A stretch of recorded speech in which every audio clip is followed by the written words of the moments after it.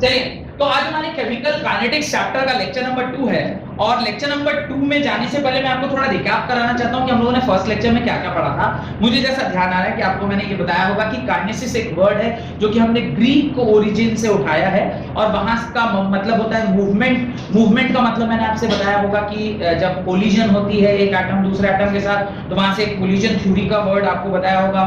फिर मैंने ये बताया होगा उसके डेफिनेशन में कि there are 4 parts in that particular definition, कि किस रेट से रिएक्शन होती है, क्या-क्या फैक्टर्स है जिनके ऊपर रिएक्शन डिपेंड करता है, मैकेनिज्म क्या वो फॉलो करता है, और चौथा मैंने बताया था कि फॉर्मेशन ऑफ इंटरमीडिएट होता है। और फॉर्मेशन ऑफ इंटरमीडिएट समझाते समझाते मैंने आपको कुछ ज्ञान की बातें भी बताई होंगी कि एक रिएक्टेंट जब प्रोडक्ट में बदलता है तो एक इंटरमीडिएट स्टेट आता है जिस स्टेट को अनस्टेबल स्टेट बोलते हैं, और काफी कम समय के लिए वो स्टेट बनता है, और उस स्टेट को जब आप क्रॉस करते हैं तो ही आप प्रोडक्ट फॉर्मेशन करते हैं, और आप जो प्रोडक्ट बनेगा उस स्टेट को क्रॉस करने के बाद तो काफी स्टेबल प्रोडक्ट होगा। और जब कभी भी स्टेबिलिटी की हम बात करते हैं, सिस्टम से एनर्जी क्या होना चाहिए, निकलना चाहिए, और वो एनर्जी जो निकलता है in the form of gives free energy निकलता है जिसकी वैल्यू हमेशा क्या होनी चाहिए, नेगेटिव होनी चाहिए। इतनी सारी बातें मुझे लगता है कि इन टोटो मैंने आपको बताया होगा, और मैंने ये भी आपसे कहा होगा कि थर्मोडायनामिक्स का क्या काम था, इक्विलिब्रियम चैप्टर ने मुझे किस चीज के बारे में बताया और केमिकल काइनेटिक्स मुझे क्या बताएगा, और जो वो बताएगा वही हमें हेडिंग डालना है, right, rate of chemical reaction.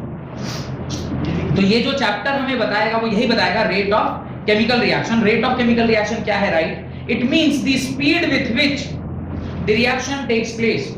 It means the speed with which the reaction takes place. It means the speed with which the reaction takes place, full stop. The speed or the rate of chemical reaction is defined as, the speed or the chemical reaction is defined as, the speed or the rate of chemical reaction is defined as the change in concentration of reactant or product per unit time. The change in concentration of reactant or product per unit time. तो आपने heading डाला है rate of chemical reaction, उसके अंदर definition लिखिए, it means the speed with which the reaction takes place. It means the speed with which the reaction takes place, full stop. आगे लिखिए, the speed और the rate of a chemical reaction is defined as, the speed और the rate of chemical reaction is defined as the change in concentration of reactant or product, the change in concentration of reactant or product per unit time, the change of concentration of reactant or product per unit time. It is expressed in terms of, it is expressed in terms of, point number 1, the rate of decreasing concentration, the rate of decreasing concentration of any one of the reactant, the rate of decreasing concentration of any one of the reactant. Point number 2, the rate of increasing concentration of any one of the product, the rate of increasing concentration of any one of the product, any one of the product. अब ध्यान से board पर देखिए, जब कभी भी हम ये कहते हैं कि कोई रिएक्टेंट जो है वो किस में कन्वर्ट हो रही है, प्रोडक्ट में कन्वर्ट हो रही है, प्रोडक्ट में कन्वर्ट हो रही है। ध्यान से समझिएगा, time t is equal to 0 पे, time t is equal to 0 means the reaction is not started yet, अभी रिएक्शन स्टार्ट नहीं हुई है। उस टाइम पे तो ये इसका कंसंट्रेशन है, उसे सपोज करिए मैं R1 मान रहा हूं, द ओरिजिनल कंसंट्रेशन, और उसी के करस्पॉन्डिंगली जो प्रोडक्ट है अभी तो बनना स्टार्ट नहीं होगा, इसलिए वो इनिशियली क्या रहता है, 0 रहता है। Obviously the concentration of product क्या रहेगा, 0 रहेगा, क्योंकि अभी वो स्टार्ट ही नहीं हुआ है बनना। अब टाइम t जो है वो धीरे धीरे बढ़ेगा, सपोज करिए time t is equal to t पर आप लेके गए किसी एक xyz टाइम पे, समय के साथ साथ ये कंज्यूम होता जाएगा और घटता जाएगा, ये घटता जाएगा तो ये हो जाएगा R2, घट के ये R2 हो जाएगा, concentration of reactant at time t R2, और उसी टाइम पे कुछ प्रोडक्ट बन चुका होगा। अगर इसे मैं P2 बोलूं और थोड़े देर के लिए मैं इसे क्या मान लेता हूं, P1, जो कि मैं ऑलरेडी जानता हूं किसके बराबर होगा, 0 के बराबर होगा। तो rate at which reaction is taking place को डिफाइन किया गया है 2 पॉइंट्स में। देखिए, the rate of decrease in concentration, the rate of decrease in concentration, यानी अगर मुझे रेट लिखना है तो रेट का फॉर्मूला होता है change in reactant, change in the concentration of reactant by change in time, by change in time। चूंकि हम लोग डिफाइन कर रहे हैं इन टर्म्स ऑफ रिएक्टेंट, तो वो नेगेटिव बोल रहा है। By negative because initially the reactant का कंसंट्रेशन वाज कम, सॉरी ज्यादा, एंड फाइनली क्या हो जाएगा, कम हो जाएगा। जब कभी भी आप चेंज लिखते हैं तो आप चेंज कैसे लिखते हैं, फाइनल माइनस इनिशियल, तो आप क्या लिखोगे, R2 माइनस R1। फाइनल ये क्या है, ये बड़ा है कि छोटा है, दिस इज छोटा, और ये क्या है, बड़ा है। छोटा माइनस बड़ा इज ये नेगेटिव क्वांटिटी, और नेगेटिव नेगेटिव में उसको क्या बना देगा, पॉजिटिव। रेट तो नेगेटिव नहीं हो सकता ना, रेट तो पॉजिटिव होगा, और इसे आप लिखेंगे time T2 minus T1। T2 मतलब T and T1 is this, तो इसको आप T2 माने और इसे आप T1 माने। पहला डेफिनेशन उसने बोला है the rate of decrease in concentration, जैसे ही वर्ड डिक्रीज आया माने कंसंट्रेशन का क्या हो गया, रिएक्टेंट घट रहा है। सिमिलरली सेकंड पॉइंट में उसने बोला है rate is equal to increase in concentration of product. आप देखिए, increase in concentration of product per unit time, अब ये क्या होगा, पॉजिटिव होगा। क्यों पॉजिटिव होगा, क्योंकि चेंज क्या लिखना है, P2 माइनस P1। मुझे बताइए 1 छोटा है कि 2 छोटा है, 1 छोटा होगा ना, क्योंकि ये कम है और ये बाद में बना, यानी आपने बड़ा माइनस छोटा लिखा, ये क्वांटिटी ऑलरेडी क्या थी, पॉजिटिव, तो ये पॉजिटिव ही रह जाएगा। तो रेट का फॉर्मूला क्या है, रेट का 2 फॉर्मूला है, rate of decrease in concentration, तो रिएक्टेंट का कंसंट्रेशन में डिक्रीज लगता है और प्रोडक्ट के फॉर्मेशन में पॉजिटिव लगता है। तो इसलिए बोल रहा है, डेफिनेशन देखिए, it can be expressed in terms of the rate of decrease in concentration of any of the reactant। अब जरूरी नहीं ना कि रिएक्टेंट A ही हो, ऐसा भी तो हो सकता है A plus B gives C, तो 2 रिएक्टेंट होंगे तो दोनों का डिक्रीज होना चाहिए और C का इंक्रीज होना चाहिए। तो सेकंड बोला the rate of increase in concentration of any of the product, any of the product इसलिए बोला क्योंकि हो सकता है ना A plus B gives C plus D भी हो जाए, तो C plus D होगा तो दोनों C plus D क्या हो रहेंगे, बढ़ रहे होंगे, और A plus D क्या हो रहा होगा, घट रहा होगा। जैसे जैसे रिएक्शन प्रोसीड करेगी, रिएक्टेंट का कंसंट्रेशन घटता जाएगा और प्रोडक्ट का कंसंट्रेशन बढ़ता जाएगा। ऐसा होना ही चाहिए, और इस रिएक्शन फॉरवर्ड डायरेक्शन में नहीं जा रही है। फॉरवर्ड डायरेक्शन में अगर रिएक्शन जाएगी तो प्रोडक्ट का कंसंट्रेशन बढ़ेगा और रिएक्टेंट का कंसंट्रेशन घटेगा। तो ये जो मैंने लिखवाया है इसको आप अपनी कॉपी में लिखें, और जब आप लिखेंगे तो यहाँ पर सिर्फ रेट न लिख के लिखिएगा rate of disappearance of reactant, rate of disappearance of reactant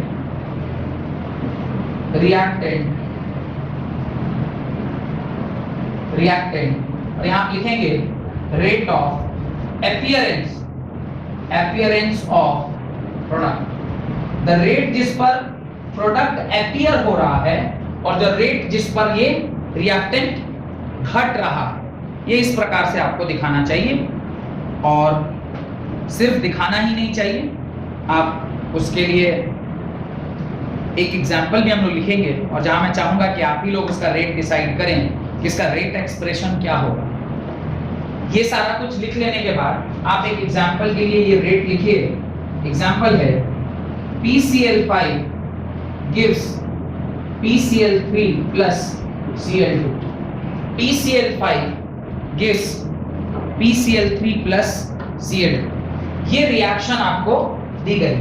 अब ये क्या है, रिएक्टेंट है, ये दोनों क्या है, प्रोडक्ट है।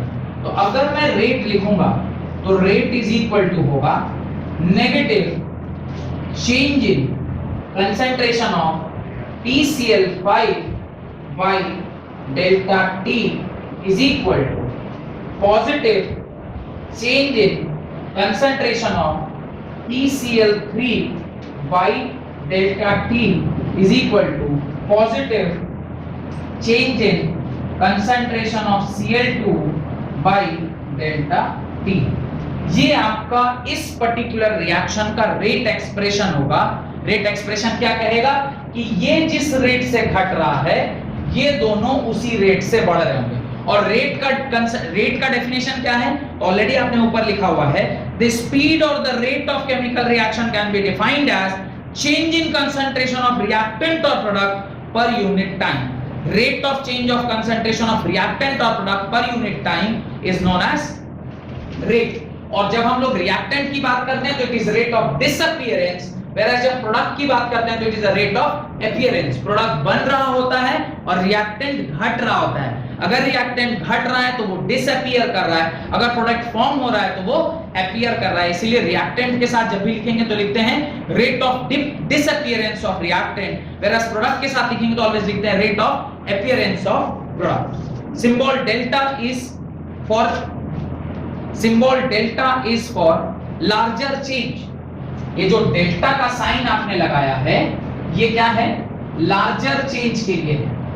अगर इसी डेल्टा को आप d से डिनोट करेंगे तो ये क्या हो जाएगा? For smaller change. ये किसके लिए हो जाएगा? For smaller change. यानी इसी रिएक्शन को अगर आप ऐसे लिखेंगे, rate of change of concentration of reactant by dt is equal to positive of rate of change of product by dt। तो ये जो आपने छोटा d लिखा है this is for smaller change. ये किसके लिए? स्मॉलर चेंज के लिए। स्मॉलर चेंज का क्या मतलब होता है और कहां पर यूज करते हैं वो मैं आपको बताऊंगा। पर अगर कभी डेल्टा लिखा है मतलब चेंज क्या है? बड़ा है। Time t is equal to 0 और time t is equal to 5 second, बहुत बड़ा चेंज है। लेकिन जब डेल्टा t बोल रहे हैं तो उसको बोलते हैं time t is equal to 0.001 and time t2 is equal to 0.002। Micro seconds में एक माइक्रो सेकंड का डिफरेंस आया तो उसको हम लोग क्या बोलेंगे? Very small change. Very small change in time 001 से 002, 0.001 से 0.002, वेरी स्मॉल चेंज। और उस very small change of time में अगर very small change in concentration होगा तो उसका जो रेट होगा उसको हम लोग dt स्मॉल d से दिखाएंगे। लेकिन अगर 0 सेकंड पे आपने कंसंट्रेशन चेक किया और 5 सेकंड या 10 सेकंड या आधे घंटे पे कंसंट्रेशन चेक किया तो उसे मैं किससे दिखाऊंगा? इस डेल्टा से दिखाऊंगा। दोनों को डेल्टा ही बोलते हैं, एक को कैपिटल एक को स्मॉल। कैपिटल मतलब फॉर लार्जर चेंज, स्मॉल मतलब फॉर स्मॉलर चेंज। डन? तो ये आपने लिख लिया है बोर्ड पे, ये जस्ट उसके नीचे एक लिख दीजिए, rate of chemical reaction for a smaller change. इसको भी डब्बे में बंद कर दीजिएगा, जहां पे रिएक्टेंट है वहां नेगेटिव, जहां प्रोडक्ट है वहां पॉजिटिव। तो इसको भी आप अपने कॉपी में लिख लीजिएगा। और इसी चेंज को हम लोग average and instantaneous rate of reaction बोलते हैं। तो पहले आप लिख लीजिए, उसके बाद हेडिंग डालिए average and instantaneous rate of reaction. Average and instantaneous rate of reaction. Average and instantaneous rate of reaction. तो एवरेज और इंस्टेंटेनियस रेट ऑफ रिएक्शन क्या होता है उसको हम लोग समझते हैं। अच्छा, मुझे एक चीज और बताइए, ये जो हमने रेट डिफाइन किया है इसका यूनिट क्या होगा? What will be the unit of rate of reaction? What will be the unit of rate पर रिएक्शन? रेट ऑफ रिएक्शन का यूनिट क्या होगा? मोल, लीटर इनवर्स, सेकंड इनवर्स। क्यों? क्योंकि जब कभी भी हम कंसंट्रेशन की बात करते हैं एक्चुअली इसका यूनिट होगा कंसंट्रेशन पर सेकंड। कंसंट्रेशन पर सेकंड है ना, ऊपर क्या लिखा हुआ है? कंसंट्रेशन, और नीचे क्या लिखा हुआ है? टाइम। कंसंट्रेशन आप कैसे डिफाइन करते हो? कंसंट्रेशन आप डिफाइन करते हो मोल पर लीटर पर सेकंड, यानी इसका यूनिट आप क्या लिखोगे? मोल LTR inverse second inverse. The unit of rate of reaction is mole litre inverse second inverse. तो लिख लीजिएगा the unit of rate of reaction is mole liter inverse second inverse, mole liter inverse and second inverse। कई बार ये rate जब हम gaseous substance के लिए लिखते हैं तो कंसंट्रेशन की जगह क्या लिखते हैं? प्रेशर, चेंज इन प्रेशर पर यूनिट टाइम। तो जब हम गैसियस के लिए लिखेंगे तो अलग से लिखेगा for gaseous state. For gaseous state जब आप लिख रहे होंगे ये पर्टिकुलर रेट, तो रेट इज इक्वल टू क्या होता है? Change in pressure by change in time. Pressure का चेंज मींस ATM, और टाइम का चेंज मीन सेकंड इनवर्स। तो rate in terms of gaseous state क्या होगा, एटीएम सेकंड इनवर्स। तो वो भी लिख लीजिएगा। फॉर गैसियस स्टेट जो आपका चेंज होगा वो किसके प्रकार से होगा, विद रिस्पेक्ट टू प्रेशर, और प्रेशर का यूनिट होता है एटीएम सेकंड इनवर्स।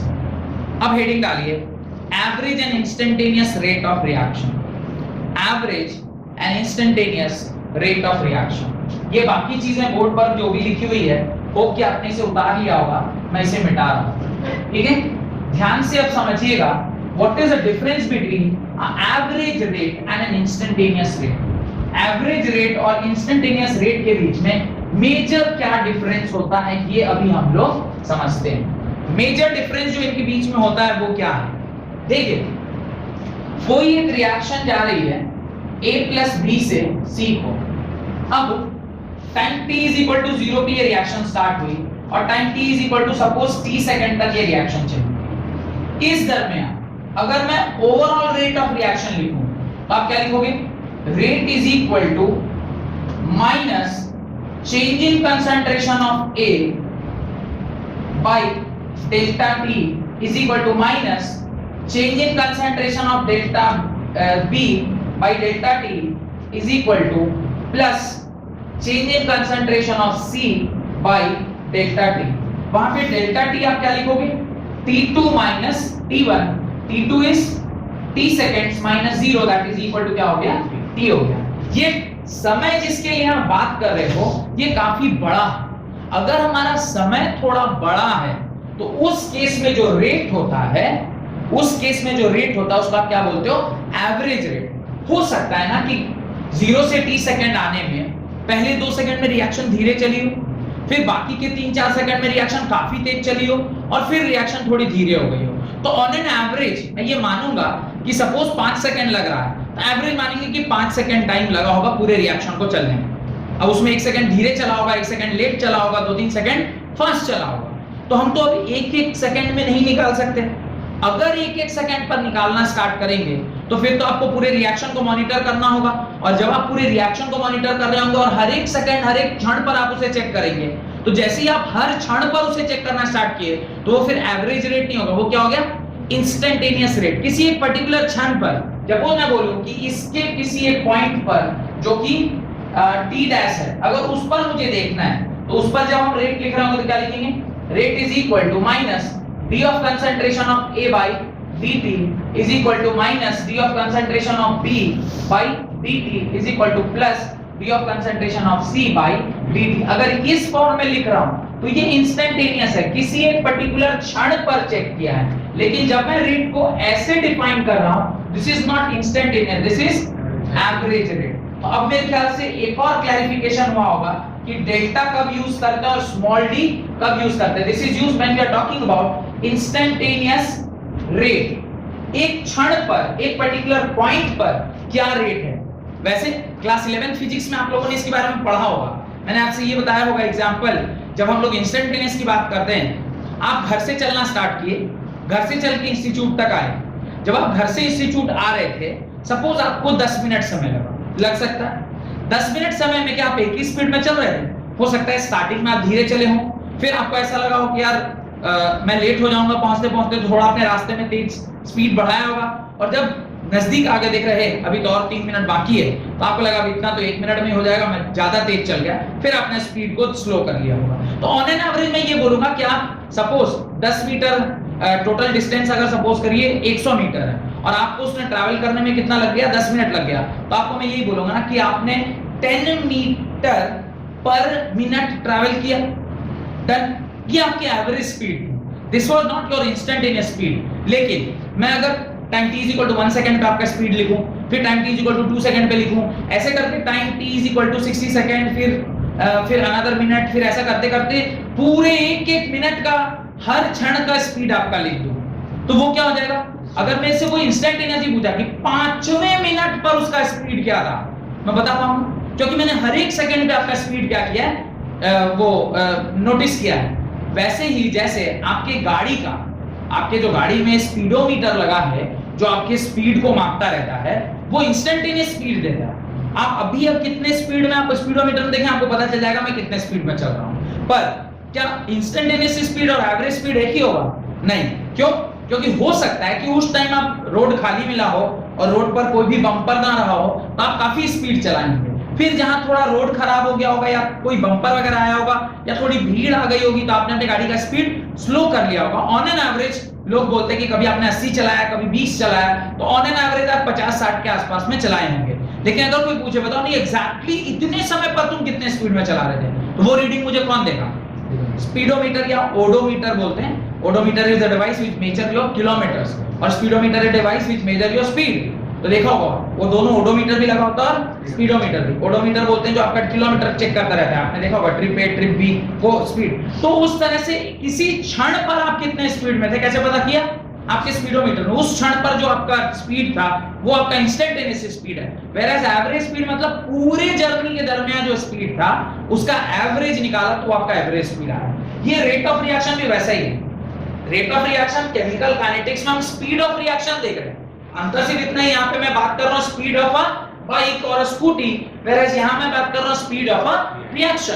तो यहाँ पर भी वही दोनों बातें इक्वली वैलिड है कि पूरे जीरो से लेकर फाइनल यानी इनिशियल टाइम पीरियड से फाइनल टाइम पीरियड के बीच में अगर आप स्पीड चेक करते हैं तो that is called as average speed या average rate of speed. Whereas किसी एक पर्टिकुलर क्षण पे नहीं, बताओ तुम यार उस 0.003 सेकंड पे कितने स्पीड में थे, तो वो तुम्हें कैसे पता चलेगा? इंस्टेंटेनियस रेट ऑफ स्पीड से पता चलेगा, इंस्टेंटेनियस रेट से पता चलेगा। तो आप लिखें definition, if the rate of appearance of product or disappearance of reactant, if the rate of appearance of product or disappearance of reactant comprises over a long interval of time, then it is expressed as average rate of reaction. Then it is expressed as average rate of reaction. तो समय दरमियान जो आपका है वो अगर थोड़ा बड़ा है तो उस टाइम पर जो आप रेट ऑफ रिएक्शन होता है उसको क्या बोलते हैं? Average rate of reaction. Whereas तो उसके नीचे आप ये लिख लें, ये वाला then it is expressed as average rate of reaction, और उसको ना RAV के नाम से जानते हैं। ये जो रेट है उसको क्या लिखते हैं? RAV means average rate of reaction। तो आप ऐसे लिखिएगा A plus B क्या दे रहा है? C दे रहा है, जहां पर time t is equal to 0 है और time t is equal to t second है। इसके पूरे इंटरवल के बीच में जब आप एक्सप्रेशन को लिख रहे हैं तो आप कैसे लिखेंगे? रेट को क्या लिखेंगे? R average, और R average होता है negative of change of concentration of A by delta T is equal to negative of change of concentration of B by delta T is equal to positive of change of concentration of C by delta T। तो ये उसके नीचे लिख लीजिएगा, और delta T का क्या मतलब होता है मैंने आपको यहाँ पे बता दिया है। तो ये आप तब लिखेंगे जब आप एवरेज रेट लिख रहे हो, ठीक है? उसके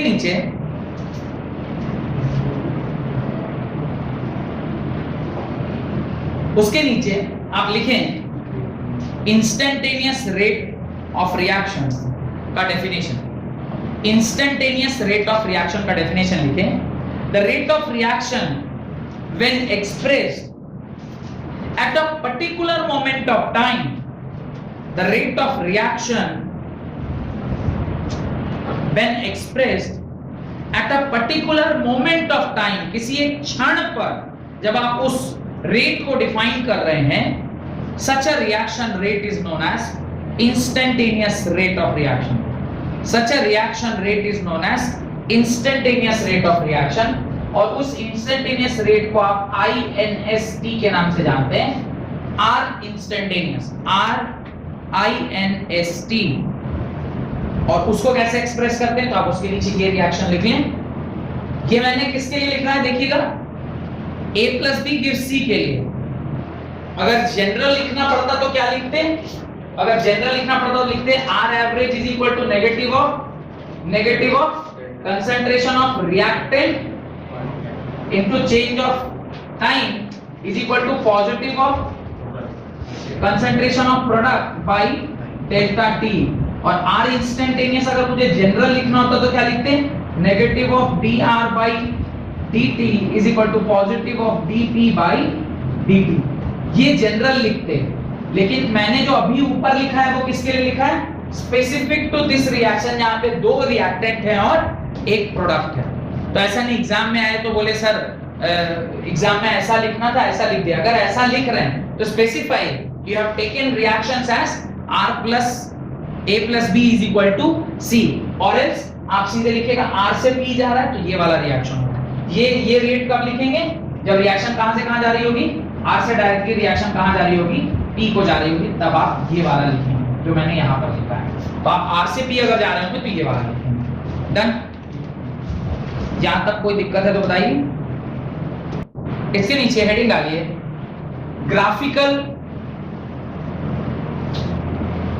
graphical representation of rate of reaction.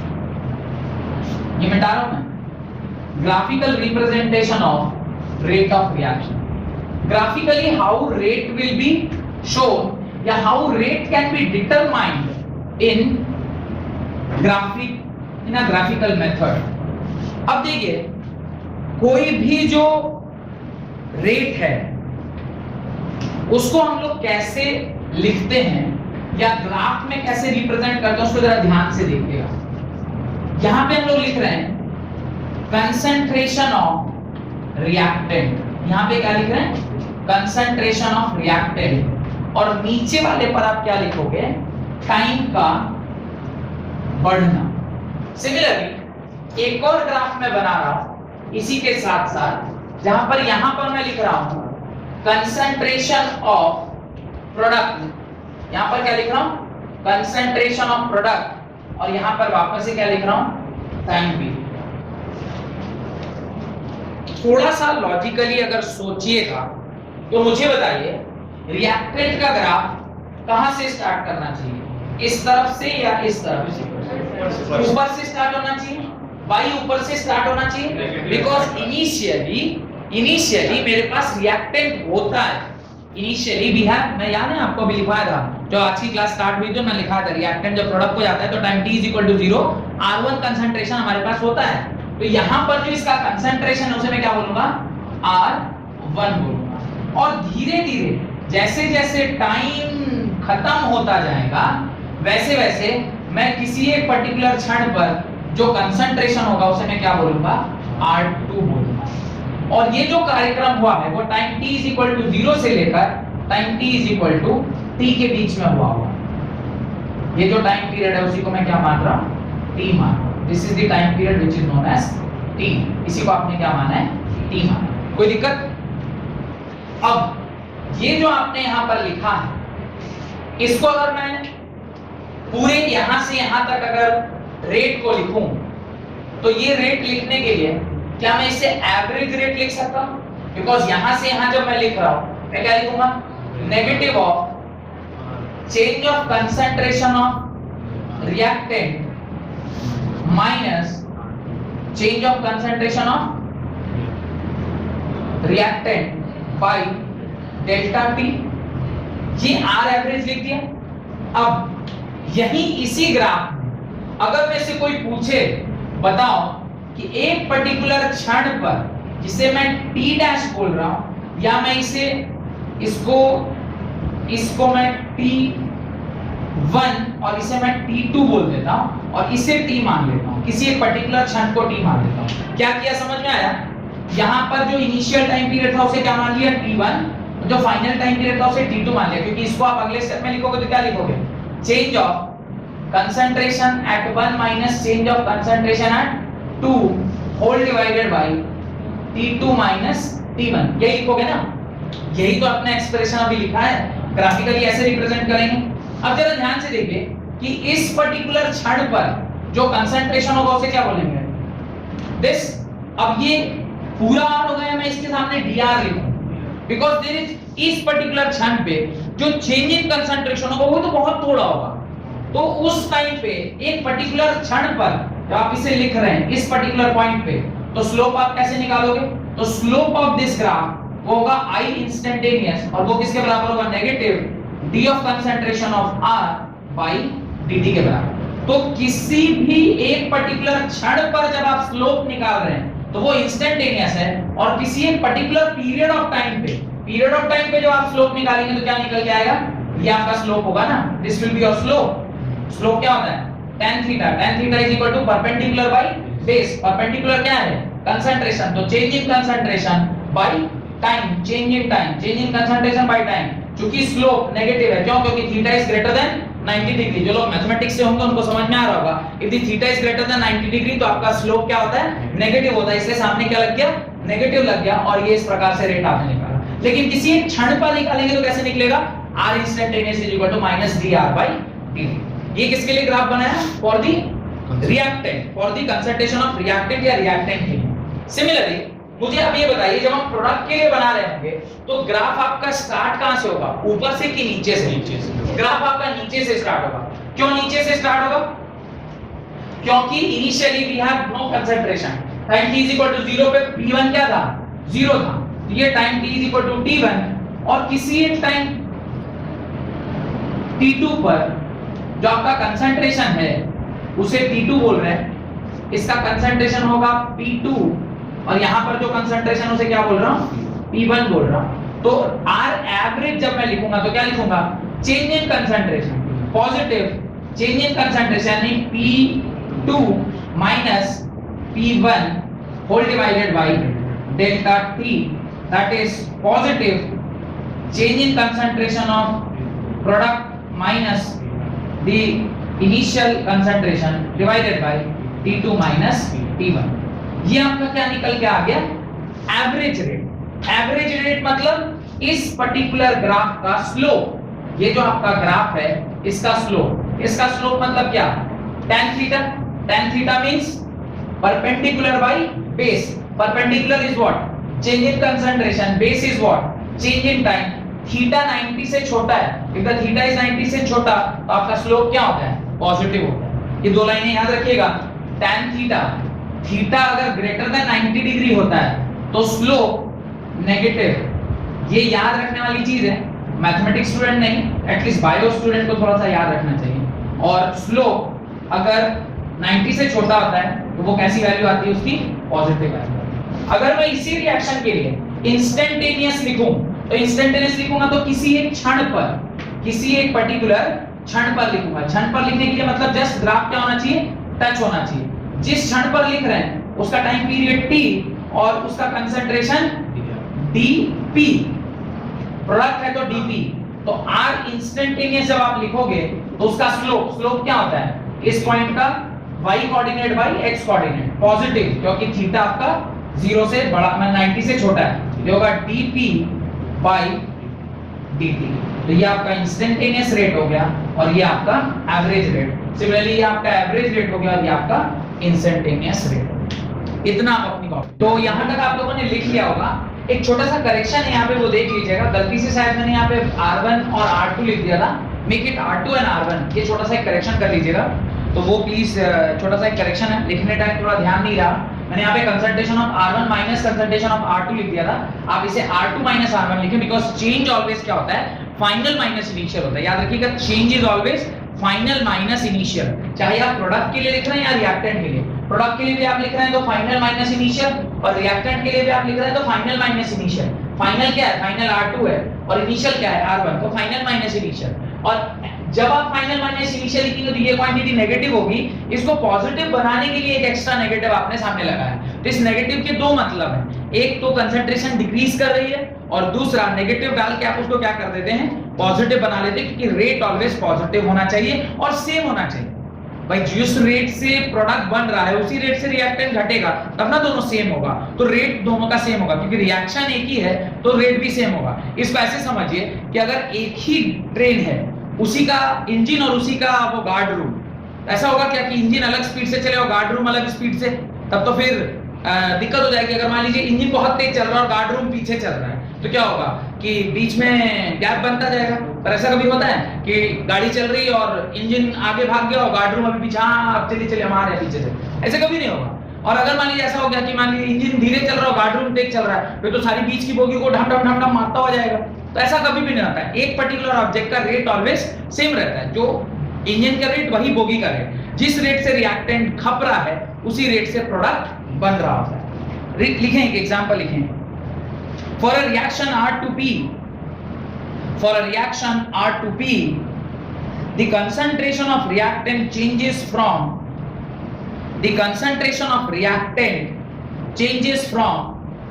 0.03 molarity to 0.02 molarity in 25 minutes. The concentration of reactant changes from 0.03 molarity to 0.02 molarity in 25 minutes. In 25 minutes, calculate the average rate of reaction. Calculate the average rate of reaction using. Calculate the average rate of reaction using unit of time using 25 minutes. Calculate the average rate of reaction using units of time both in minutes and seconds. Both in minutes and seconds. तो आपको दो बार rate निकालना है, एक बार minute में rate निकालना और एक बार सेकंड में रेट निकालना है। ठीक है, बहुत ही सरल सा सवाल है, ज्यादा टाइम न वेस्ट करते हुए डायरेक्टली मैं इस क्वेश्चन का सॉल्यूशन लिखा देता हूं। क्या है, आप खुद से भी चाहेंगे तो कर लेंगे, बहुत कुछ टफ सवाल नहीं है। आपको टाइम दिया हुआ है और आपको कंसंट्रेशन का चेंज भी दिया हुआ है।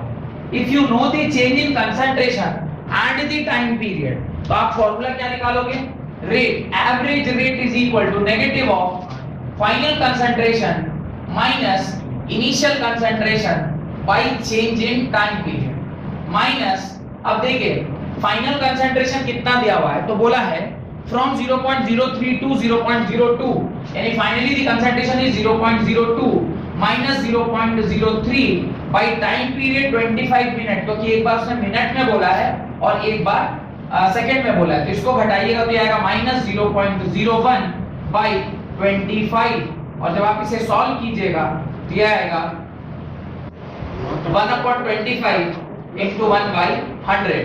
1/25 is 0.04 into 10 raised का -2, इसको लिखेंगे 4.0 into 10 raised का -4 मोल लीटर